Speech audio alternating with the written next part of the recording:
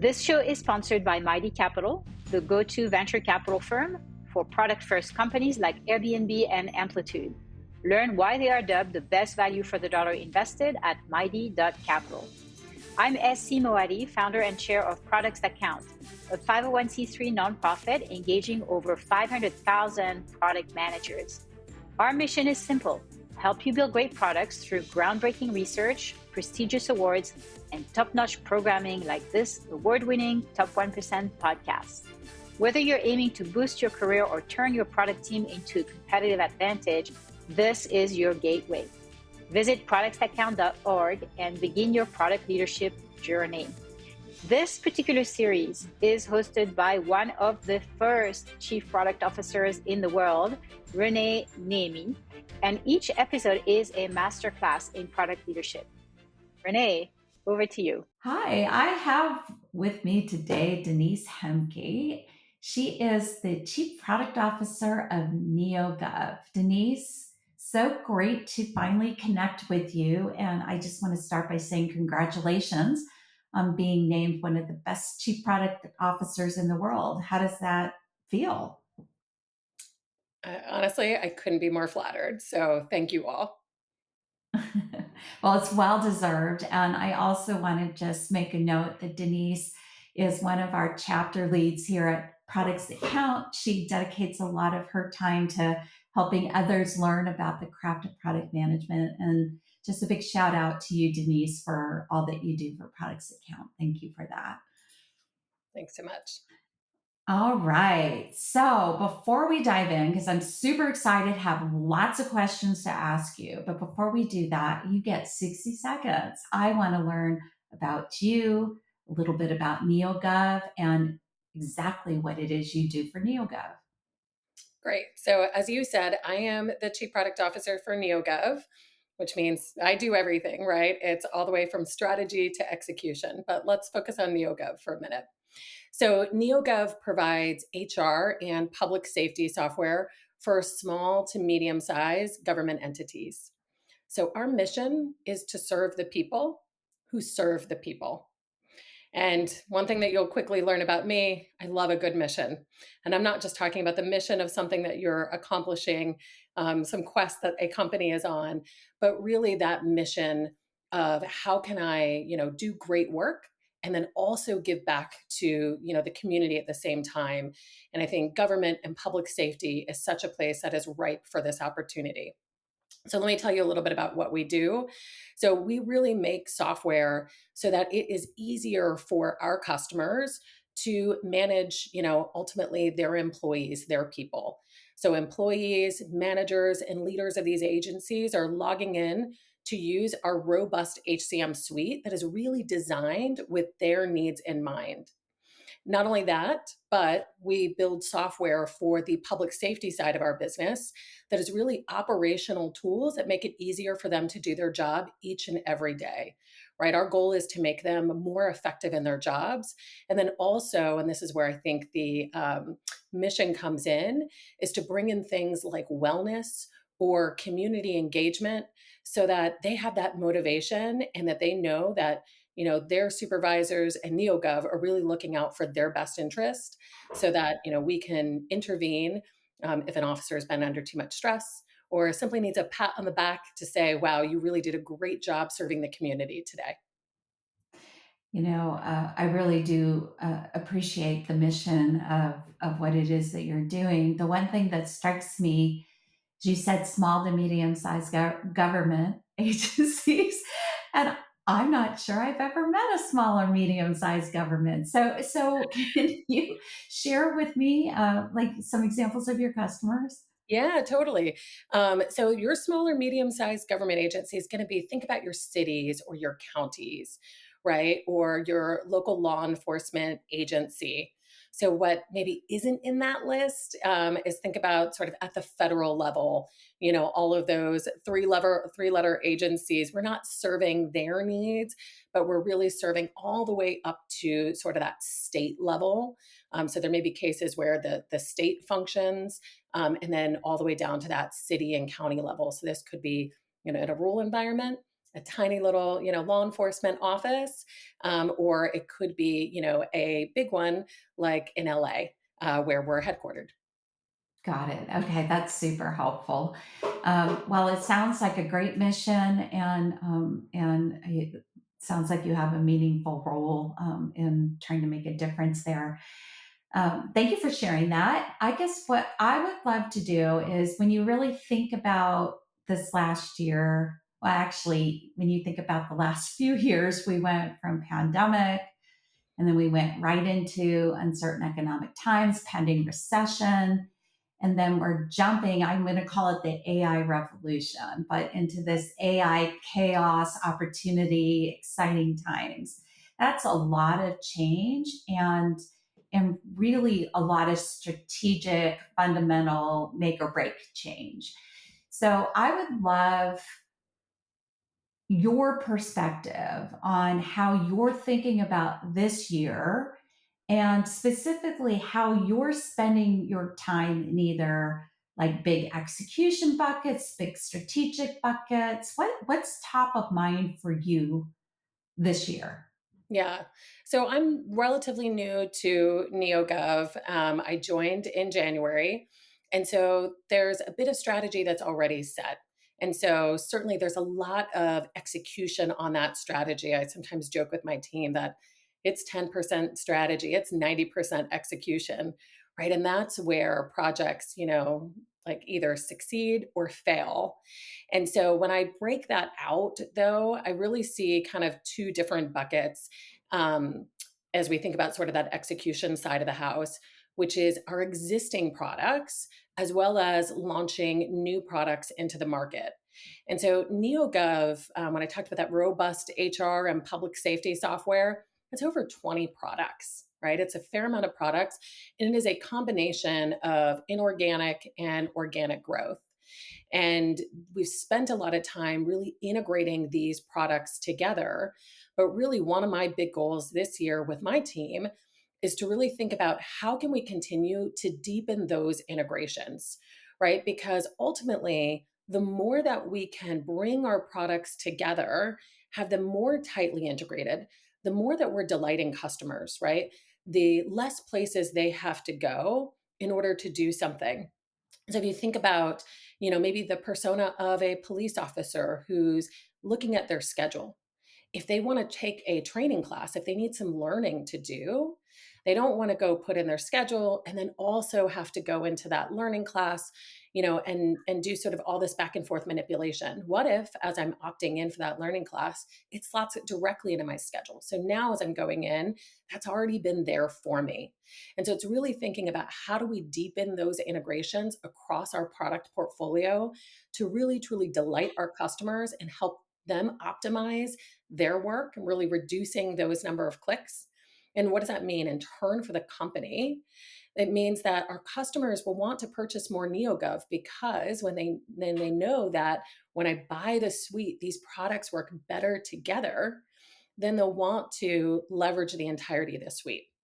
And at the Yeah. same time, we're launching a lot of new products this year, right? We are taking a number of new products to market. We actually just launched a couple of operational products. I'll focus maybe back on that persona of that law enforcement customer. We launched something for action reporting. So as they're kind of completing an engagement, they have to log events that have happened. And we also launched internal affairs investigations and that wellness product that I kind of briefly mentioned before, to make sure that we're flagging when these officers are put under high stress situations over time. So for those customers, they may be migrating either from paper-based solutions or no solution, right?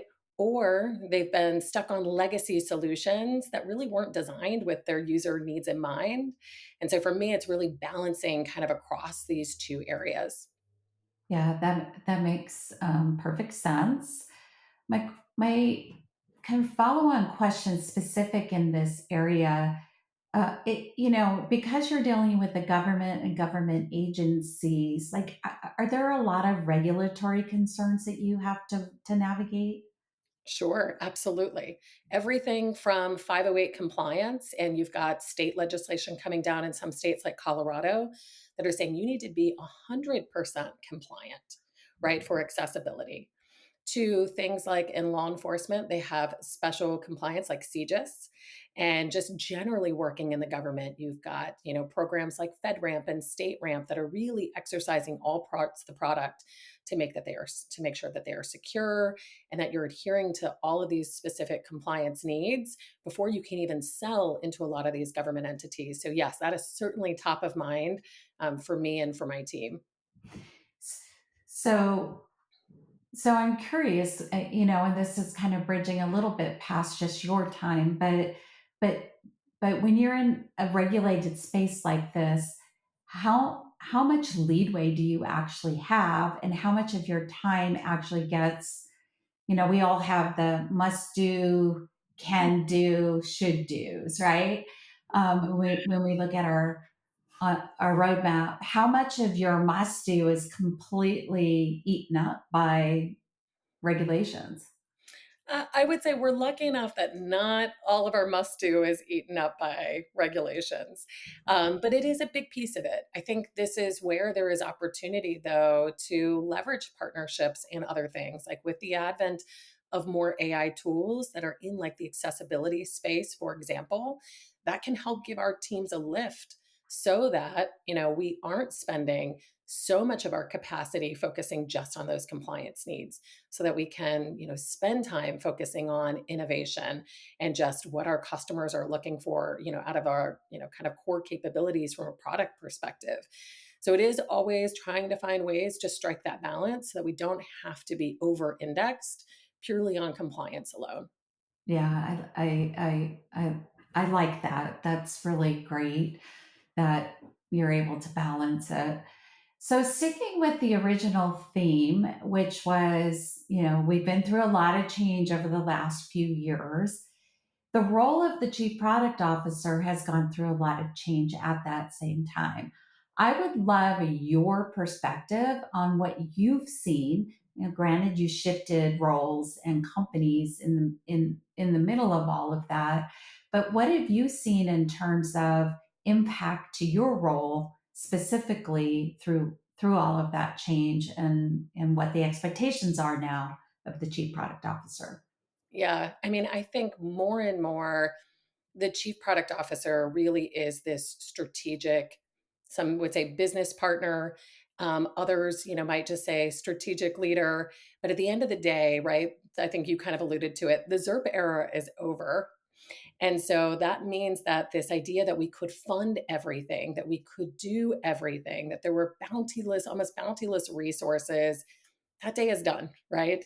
And so I feel like now the chief product officer really has to take a much sharper pen to these things, right? It is our responsibility to say, hey, before we go and start investing, like, what is this business case? What is the conviction? What is the path to revenue? What's the path to profitability? And I feel like that's the big new piece that's kind of come into the equation where, sure, you may be able to have subpar margins for a little while as you're gaining market share, but there has to be a path to improving those over time. And so I think that that really has been the role anointed to the chief product officer to say, you're responsible for taking the lead on these things.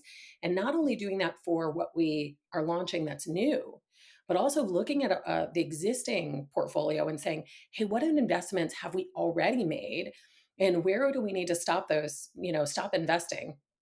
In my role on products that count, it's interesting because I think this is an area that we all say it happens, or we all, kind of unconsciously know that we need to do it. But I actually think it's a new muscle that a lot of people are flexing, where for the first time ever, they are really going out there and actively saying, I can't keep investing in this product anymore. I need to redeploy those resources to something that is going to give me higher ROI. And so I feel like the mantra for the CPO, first of all, with this ever changing world, obviously with AI on top of all of that, is to like stay on your toes, operate from your first principles. I mean, you just need to be agile and adaptable because something new just keeps coming at us, and we've got to be ready to, really take a look and say, what have we been doing that we can't keep doing, and what do we need to start doing, and put that into effect quickly. Yeah. You know, I would love to just build on this idea of what I define as business impact, right? This isn't just about products and customer impact. This is about impact, overall on the companies that we serve. So, what is your read in terms of flexing that business muscle? And do you find yourself thinking not only about products and technologies, but more about go to market and business models and delivery? Oh, 100%. Do I think about all those things? I think when you think about flexing that muscle, right? I think what I am seeing more of is I think a lot of those keys to the kingdom, a lot of the decisions maybe have been held at the top. And now the expectation is that your more senior product leaders have that same mindset too, right? Your more senior product managers have that same mindset too. I had somebody on Products That Count not that long ago, and we were talking about this idea that really, when you launch a product, that's the start of the race, right? As opposed, like everything else you did, and don't get me wrong, like that is a ton of work to conceive of idea, to validate it in the market, to build a product, but that's all just training, right? And the race starts when you launch it. And so it is all about, how are you taking this product to market? What is your voice, right? How are you going to convey the value of that product? And so really partnering, with the sales team, with the product marketing team. If you're not investing there as a product leader, I think you are certainly missing the boat. And I think there is more and more of this perception, as you said, right, that the CPO is accountable for this. They carry the bag now just as much as the sales team carries the bag. People talk about product led growth, and a lot of times they're thinking about in app purchases. But I also think a lot of times when people are saying product led, they're also really just saying product has to have an opinion. Product needs to bring that opinion to the table. And not only do they need to bring it to the table, but they need to be a partner in driving that forward. Right. And then many times it involves executing, right? And Yeah. and trade-offs that are needed. Um, yeah, I love that perspective. I also am a big believer in you get what you measure. So have metrics moved? Yes. I would say metrics are fundamentally important, right? I think, obviously historically people look at, pipeline, they look at revenue. People are looking at things like MAU. I think those things are certainly critical. Um, but I think the question is, looking at sort of top of funnel, right? What other indicators, do you have, both in app and maybe outside of the app, and trying to get those measures in place. And then one of the biggest things that I look at, and which aligns to where I told you I'm spending a lot of my focus this year, is the average number of products per customer, right? And really trying to look at, hey, can I drive that number forward, right? Because that can be product led motions that do that. That can be sales led motions that do that, right? And that may change depending upon the different segments that you're serving and the best way to take the product to market for those target segments. And then also looking at that churn, right? And really trying to understand, what are some of the leading indicators of churn. We've got a big effort right now across my organization to roll out customer effort scores, right? And those are great because they tell us where to invest, but they're also great because they give us sort of a leading indicator of how satisfied, are our customers with the product, and not just at this high level NPS level, right? But at a lower level, because if you think about, your personas that are your buyers or your personas that are influencing those buying decisions, you need to be in tune to the fact that are they having a good experience or not. And so I think that's one of those preceding measures of churn. And so I think it's really about kind of taking the traditional metrics and trying to figure out what can I measure that's leading up to those metrics that's going to give me a better indicator so I can invest in the right ways. And again, that might be investments in product. It also might be investments, outside of product. Yeah, yeah. Great perspective on that. It's such a deep and meaningful conversation, but I 100%, agree that it's less about technology and typical prioritization, and now it's how do you do things faster? How do you do things with less money so that you can take those monies and redeploy them into new investment areas? What are those investment areas?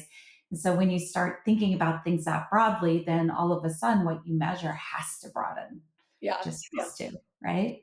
And that's where AI will certainly help us too, I think, in some of these efficiencies. Yeah, yeah, I agree. More on that in a moment. All right. Well, so let's go back to you and your style. Obviously, the world of product management moves very, very quickly. We all work to keep our skills sharp. Unfortunately, there isn't a school of product management, more like a school of hard knocks, if I'm being honest. But I would just love your secret on how you keep how first of all, how do you learn, and how do you validate that when you are doing something for the first time that you're doing it right. Yeah. Maybe I'll start with how I learn. That's probably the easier part, which is I'm a big believer that like you learn in layers, right? You can't know everything and you can't know everything all up front. And so I think, I like to think about sort of that T, like what is the breadth of things that I can continuously get exposed to and have some sort of surface area knowledge. And to me, that's about, what are my favorite podcasts that I might listen to? Lately, I'm a huge fan of the All In podcast. As a product person, you cannot not listen to the Lenny podcast. And then, obviously there's a ton of great collateral with products that count. If you want to tune into the San Francisco chapter one, I think we've got great content too. But to me, that's a sort of breadth, right? And then as I want to sort of go down and get that T shape and go deeper, that's where I feel like I'm constantly reading or listening to things, on Audible or taking courses. I ask, all of my speakers and products that count, hey, where do you go for coursework these days? And I just rolled out Reforge to my team. This is the second time I've done that, and that tends to be a lot of the go-to answer. And so I think there's a lot of great content out there to allow you to go deep when you need it. And then, of course, if you're using a vendor or some sort of tooling, then they'll have sort of an equivalent thing that you could leverage on their side as well. So to me, I think it's about the breadth and then where I identify that I need to go deep. What are those additional assets that can help me get deep? And so that's really, I think about how I learn. And then as I shift to like, how do you know you're doing it, right for the first time? I wish I could like shake the magic 8 ball and ask them and say, am I doing this right? And it's not that easy, right? And I do think, I like to couch a lot of these things as experimentation. And I'll go back to that example I gave moments ago about customer effort score. I think a lot of people are doing customer effort score. Are they doing it across 20 plus products? Maybe not. And so, even with my team, what we've done is we say, hey, let's stagger this, right? And let's refine and take those learnings and apply it before we go wider. And so, I think it's a strategy, for simply validating, is there anything new that I need to learn? Is there anything that I need to rethink before taking that next step? And then, obviously use others in the industry, right? Other people that have walked a mile in these shoes already, that you can draw from their experiences and hopefully learn before, you step into something, without kind of at least knowing up front, where those landmines might be. I think that's a really great point. The leaning on other people's knowledge and experience. How do you actually get in touch with your peers? Like, how do you find them? Yeah, I mean, luckily, I think I've been able through products that count to find, some great peers that I can maintain that connection with and shoot them a message, right? Or you think about the people, that you've worked with over the many years, like they're all their careers have taken a different trajectory. And I think in my mind, I like to sort of kind of mentally map what are these individuals good at? So who might I call on for that expertise based on what I know this person is good at if there's something that I'm really unsure of? And so I'll use that. And then if you don't have that built-in network, or if you've been neglectful in building that network, then I'd say there's, different circles. You have a mastermind circle. There's a lot of communities out there where you can find people in your role. And I guess the last thing I would say is shamelessly, reach out to somebody else in a seat. Because honestly, you share a common connection if it's one CPO reaching out to another CPO, and they'll learn from you too. And so I think it's a give to get. I, so I'm glad you said that, because I can't emphasize enough that if you're feeling unsure, or if you're needing that resource or somebody to bounce, it's guaranteed that your peers in other companies are feeling the same way. Yep. So I do think it's really important to not be shy, though it takes time. Yeah. And then obviously, there are communities like Products That Count that can help kind of shorten that time to that connection. But I really like that you invest in that time, and I think that really makes a difference. It really does. So speaking of that, as you've kind of collected all of your personal tools in your career journey, what is kind of the one best practice that you find yourself using over and over? You either created it or borrowed it from somebody. It doesn't matter. But which one best practice do you think really contributes the most to you and your team's success? Yeah. The one that I probably would love to share is around just general like sharing and transparency. And I'll couch this in the fact that like I have managed, small teams or teams that have grown to, over 50 product managers or around 50 product managers, or I've been in environments like mine today, which is a product organization. So I've got different roles, but you're in that neighborhood of 50 people. And I think what I believe is that, a couple things. So number one, I believe that when you have ideas, I think it is incredibly important to share. And I like to say share early and often, right? If you think of ideas as sort of clay that maybe hardens over time, you want to share it early when that clay is malleable, because once you reach that point where it's cement, right, then it's hard to make changes. It's really challenging. And I think sharing, and I bring back to that, number of like 50, and I think it starts before that, but really is this idea that sharing becomes harder when you're in a bigger team, right? When I walked into NEOGOV, there were people who work on my HCM products that say, I don't know the product managers on the public safety side of the house, right?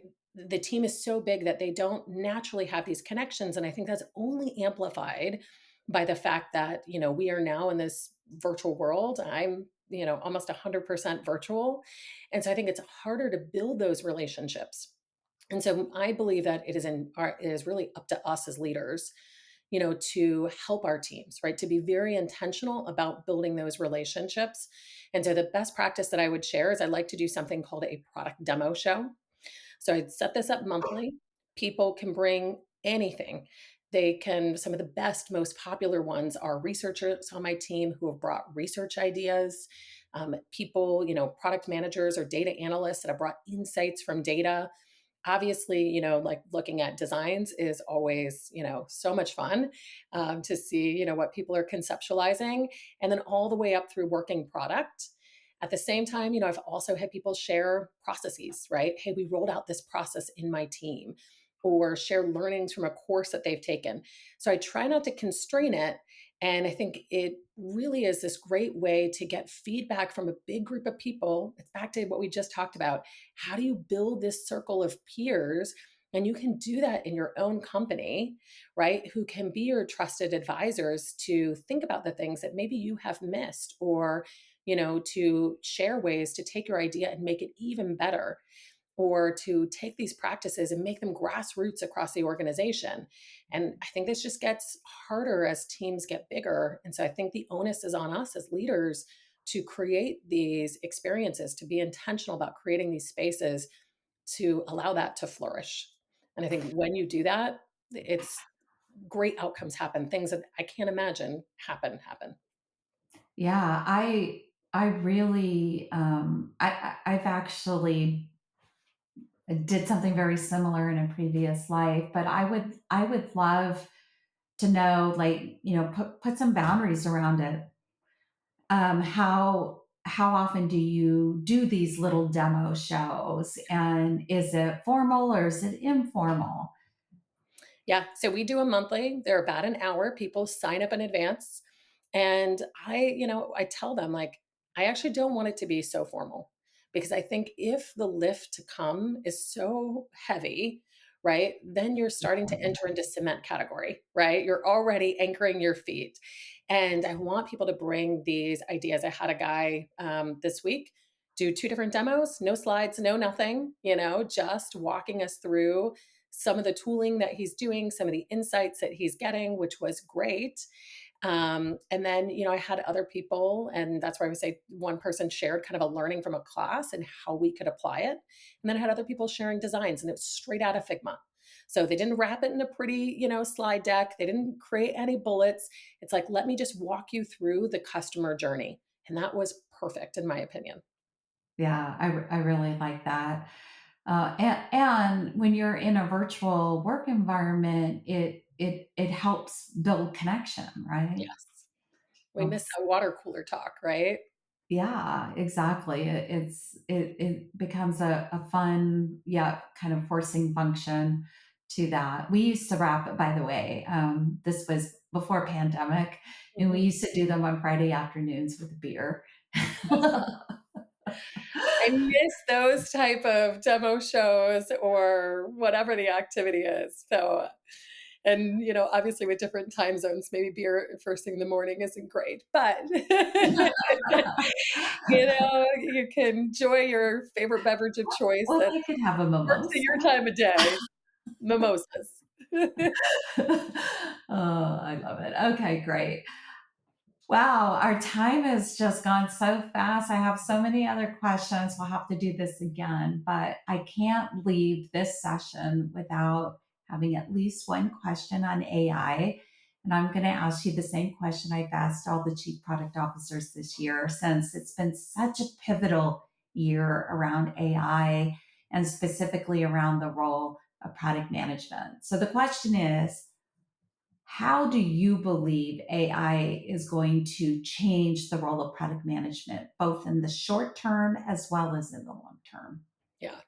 So I'll say in the short term, I think it's changing how we work and what we deliver. And so the how we work is really, maybe I'll tell you a story as a great example. So my team has been using a GPT that we're calling the BA assistant. And so that BA assistant is helping the team to write stories, to craft acceptance testing, criteria. They've got a group that's continuing to refine that, as and when there's feedback.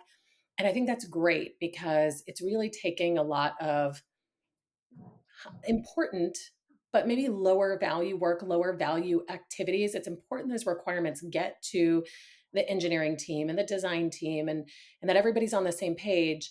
But actually, this act of authoring all of this is kind of a low value activity. And so I think upskilling and automating that work is amazing. I think that it also is allowing them to make better decisions, right? Because that GPT sometimes is going to give them things that they're like, oh, shoot, I didn't think of that. And I should think of that. And so I think like that is certainly helping too. And so I see, a lot of automation and better decision making happening right now in the near term for really like how we work. And I think that GPT is one example. Obviously, there's many examples like that. For our customers, I see really a lot of efficiencies and improved experiences, being driven for them. And so I think obviously the one that everybody, kind of thinks first and foremost is, okay, you've got to have a chatbot, right? If you're embarking on anything AI related, you've got to have a chatbot. But I like to think about, for us and for our recruiters who are using that part of our HCM suite, right? They're using something that is a virtual sourcer, right? We have over 2.5 million resumes sitting in our NEOGOV governmentjobs.com job board, which is one of the most popular job boards for government related jobs.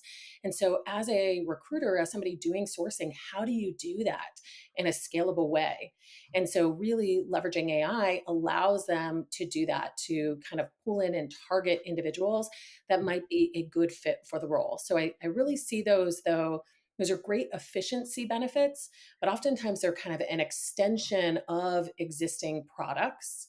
And that's really what I feel like I see a lot of happening in the near term. I think the longer term is a really interesting one. And I guess it's back to that magic 8 ball. I don't think we can shake it and know what the answer is, but I'll go back to that All In podcast that I was mentioning earlier that I really like. They had Sam Altman on recently, and he used a word that like immediately resonated with me, which is, he said, we're seeing hints, right? There's like hints of what these things will come, and of what the future will hold. And I think that, that example I gave you of the GPT, sort of automating these low value activities, is really just a hint. I cannot imagine, all parts of this that is going to be able to get automated, but I know that it is going to get better, right? And the more that it gets better, right, the more that people can step away from these more day-to-day operational work and focus more on the strategic work and spend time with customers, the things that can't be automated away. Certainly AI can help us take some notes and synthesize them, but you can't replace that experience. And so I think what we're seeing now is a hint of what's going to come in terms of just fundamental shifts in how we're doing our work. And then I think when it comes to the piece of what we're delivering for customers, I think these AI native systems, right, an AI native application is really going to be the norm. And obviously, like, this is what, if you're, doing a new startup, you're probably building. And, frankly, we are building a product right now that'll come to market later. I can't get into all the details, but we'll launch it later this year, which is truly, AI native, AI from the ground up. And so I think it's just a different type of thinking, right? It's how do you take sort of these age old problems that we've been solving one particular way and just look at it in a fundamentally different way and bring that to market. And so I think that is, what's going to happen. And then I think the last thing I'll say is, there's a hint there in the consumer world. And I focus on B2B. I like to say I'm a B2B kind of gal through and through, but I like to think about like Netflix recommendations, at work. And, I think that, it's this era of kind of like hyper personalization, right? Even with this product that we're going to launch, we can already hear in the customer feedback both this desire to personalize, in our case, at that our customer level, our agency level, and maybe down to the individual user level. And that type of thing wouldn't be scalable, or wouldn't be scalable in an easy way, but I think with AI, we can really get there. And so I think this ability to even hyper personalize and bring kind of that consumer quality experience, which I think we've been certainly striving for in the B2B world, I think we can get even closer to that, with the technology that, is just continuing to evolve so quickly. And I think that's what I'm excited about. And I think we see kind of hints all over the place about what is to come, but I don't think we fully know. Yeah, a lot to think about in both of those answers, and I think that gives us a lot of promise for efficiency and then freeing up time to do more impactful work. I didn't hear anything about the role of product management going away, though. No, I think some folks say that AI will be almost like someone orchestrating, right? You're kind of leading a concert, and you might have a product manager hopefully has an AI that's doing some of this requirements writing, or might be helping with data analysis, right? They may be doing all of these things, but now you're just orchestrating, right? I'll go back to that Sam Altman. He said it's almost like having a senior IC, right? And I think the difference, I hope, is not that that person is just an extension of you, but he described it as a senior IC will actually push back on you. And I think that when the AI is really doing that, right, are you sure you want to ask this question? Do you really mean this? Right, when it has that context, and as a product manager, you can orchestrate all of that. I think there's so many other places, again, where you can spend high value time, but I don't see the role going away. I just see lots of superpowers. Yeah. Well, I think that's a perfect note to end it on. Thank you, Denise. It has been so instructful, and I learned a ton in our conversation. There's no wonder you're in the running to be one of the top CPOs in the world. So thank you. Really, really appreciate your time. Thank you. Thank you. This is SC Moadi again, founder and chair of Products That Count. Thank you for listening to this episode. If you like what you heard, be sure to leave us a review on your favorite platform, including Spotify and Apple. And please check out our other resources at productsthatcount.org. They're designed to accelerate your product career and make product the most important function in business. Until soon.